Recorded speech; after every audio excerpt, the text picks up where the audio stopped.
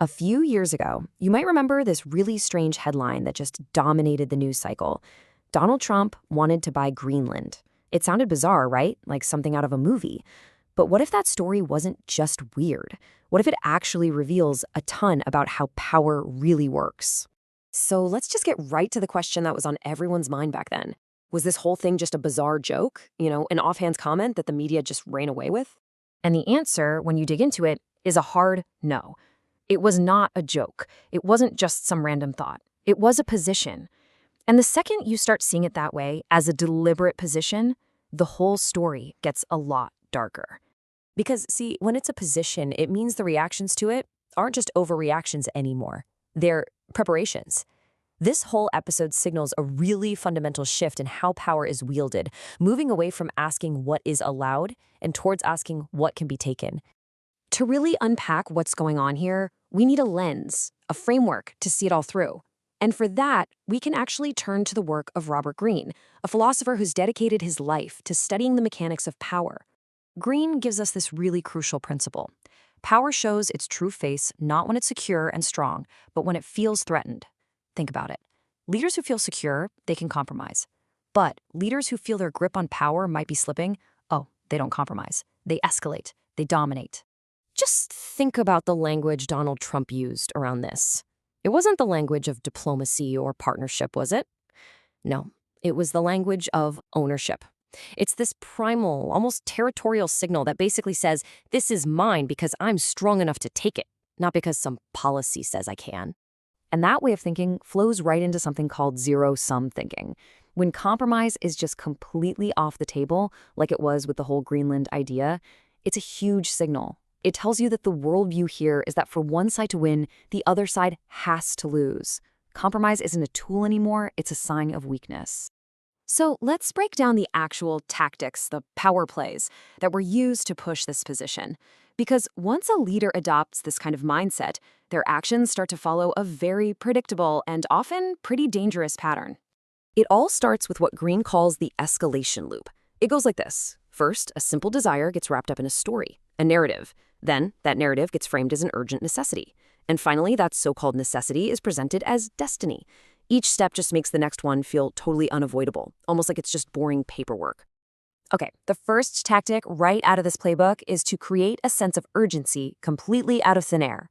It's a classic move, really. It's designed to shut down any opposition before it even has a chance to get organized. You hear this kind of language. We need it, and hey, if we don't grab it, someone else will. This phrasing is specifically designed to make anyone who resists look irresponsible. It frames any kind of pushback as a threat, making just going along with it seem like the only rational thing to do. Evidence doesn't matter as much as the feeling of urgency. Now, the next tactic is a bit more subtle and, honestly, a bit more cynical. It's about using the chaos, the absurdity, even the joke itself, as a kind of smokescreen for a very serious political move. I mean, think about it, right? When the public and the media are totally exhausted, just overwhelmed by a constant flood of memes, jokes, and pointless arguments, the really serious stuff can just fly right under the radar. The confusion isn't a mistake, it's the entire strategy, it's the cover. The third play, well, this one might be the most manipulative of them all. It's a tactic called moral inversion, where the aggressor actually paints themselves as a reluctant hero, not a conqueror. So in this playbook, the person initiating the whole thing claims that they're being forced to act, that circumstances are making them do it. This makes anyone who resists seem reckless. But here's the tell, the giveaway. You can spot this tactic when the leader shows obvious pride and confidence in their position, not any kind of genuine reluctance. So what was the real damage here? Because it's not about a failed real estate deal. The real damage is the invisible stuff, the psychological fallout. It's about the fracturing of trust in ways that are incredibly, incredibly hard to fix. What the whole Greenland incident really did was pull back the curtain on a massive shift in how alliances are viewed. The old way of thinking was that alliances are mutual commitments, but the new view, alliances are just tools for leverage. Partners aren't sovereign nations anymore. They're just assets with coordinates on a map.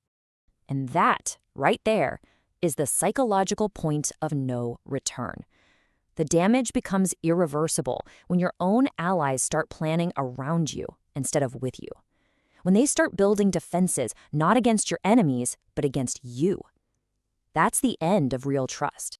So, what does this all mean for the future? Why does this one weird story about a giant island still have such big implications? Well, because a line was crossed, a precedent was set. And this really gets to the heart of it. The Greenland story wasn't a policy failure. It was the exposure of a mindset. It was a giant signal flare to the entire world that the old rules of diplomacy, the old rules of alliances, they might not apply anymore. And that brings us to the root of the danger here. When a leader truly starts to believe that their own morality is the only real check on their power, they stop seeing any difference between what they want and what is destined to happen. Their desire becomes its own justification. And that right there, that is the true precedent that was set by the whole Greenland incident. The reason for taking action is no longer international law, or mutual benefit, or even some grand strategy.